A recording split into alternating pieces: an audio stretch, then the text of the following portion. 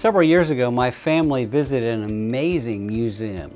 It was a museum dedicated to the world's greatest wood carver.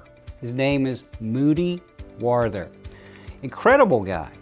He had the incredible ability of taking a single log and crafting it in intricate detail, an exact replica of a giant locomotive.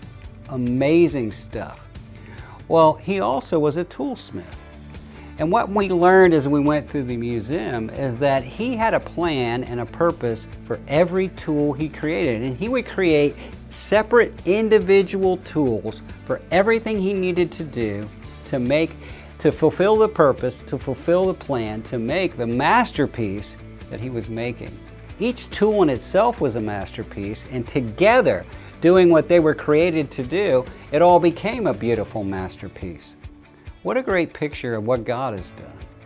Through Jesus Christ, through creation and redemption, He's made you a masterpiece, crafted especially for a purpose, a plan, a reason. Some of the tools the woodcrafter used, he used every day. Some of them he spent hours and lots of money creating to make just a few single cuts that tool was essential to do. God, in His wisdom and His plan, He uses all of us differently, but He's invested an incredible investment to make us the masterpiece tools that we are in His hand. You say, how do you know that we're tools in the hand of God? Well, it says this in Ephesians chapter 2. It says, "For by grace are you saved through faith, not of yourselves. It is the gift of God, not of works, so no one can boast." But then it says this in verse 10, "For we are His creation, His masterpiece, His handiwork." We are His creation, created, renewed, recreated, saved in Christ Jesus for good works, for a purpose, for a plan, for significance, which God prepared ahead of time so that we should walk in them, so that we should do it.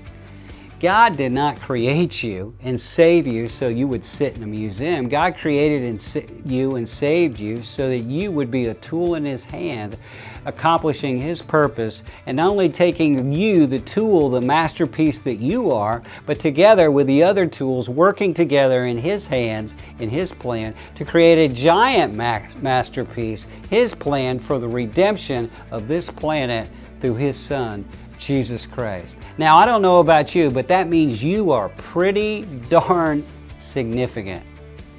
Live like it. Serve God.